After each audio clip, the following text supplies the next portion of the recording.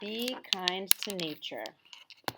An announcement came over the huge speakers next to the stadium lights.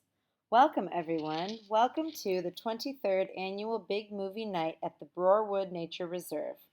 Welcome, teachers and students from MS 342, the William Heath School. A big cheer went up on the left side of the field.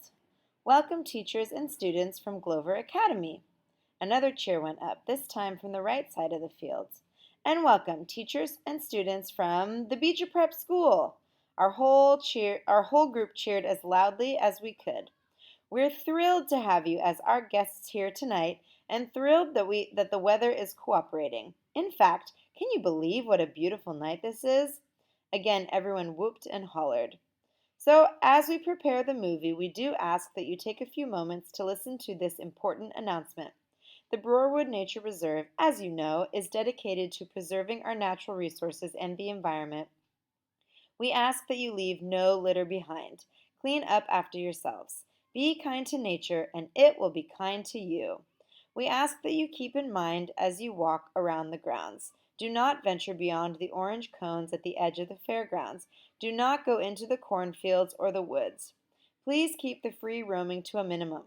Even if you don't feel like watching the movie, your fellow students may feel otherwise, so please be courteous. No talking, no playing music, no running around. The restrooms are located on the other side of the concession stand. After the movie is over, it will be quite dark, so we ask that all of you stay with your schools as you make your way back to your buses. Teachers, there's usually at least one lost party on big movie nights at Broarwood. Don't let it happen to you. Tonight's movie presentation will be The Sound of Music. I immediately started clapping, even though I'd seen it a few times before, because it was Via's favorite movie of all time. But I was surprised that the whole bunch of kids, not from Beecher, booed and hissed and laughed.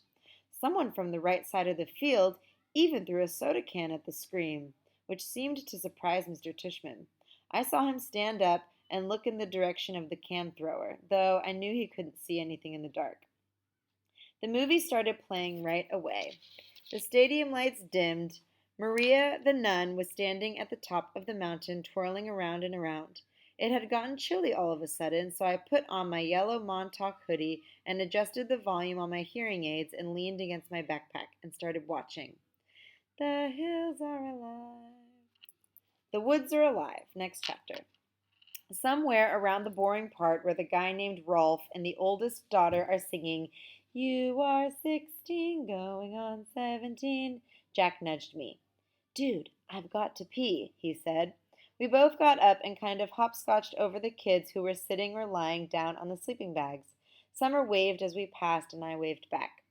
There were lots of kids from the other schools walking around by the food trucks, playing the carnival games, or just hanging out. Of course, there was a huge line for the toilets. "Forget this. I'll just find a tree," said Jack. "That's gross, Jack. Let's just wait," I answered. But he headed off to the row of trees at the edge of the field, which was past the orange cones that we were specifically told not to go past. And of course I followed him.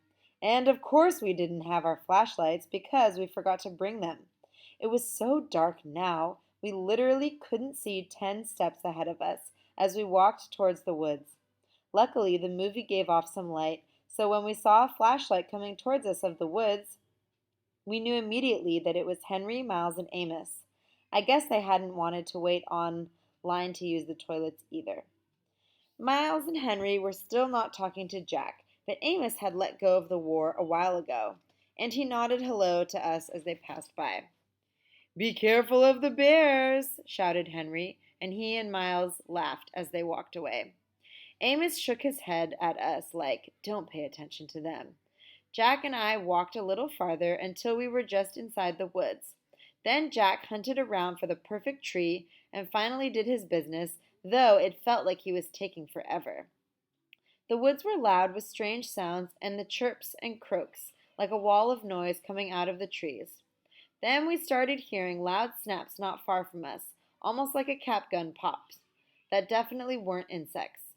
And far away, like in another world, we could hear, "Raindrops on roses and whiskers on kittens." Ah, that's much better, said Jack, zipping up. Now I have to pee, I said, which I did on the nearest tree. No way I was going farther in like Jack did. Do you smell that? Like firecrackers, he said, coming over to me. Oh, yeah, that's what it is, I answered, zipping up. Weird. Let's go. And that concludes the read aloud for tonight. I'll see you tomorrow, everybody.